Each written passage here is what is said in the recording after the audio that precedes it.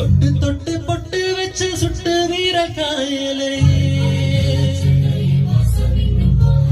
மருதையில வாங்கி வந்த மலைவி ஓடையலை அந்த கழுத்து தேமலையும் காதோரம் பச்சத்தையும் பார்ப்பதப்பா அந்த கொலுசு மணி சிரிப்பும் குமரி இளஞ்சிரிப்பும் கேட்பதப்பா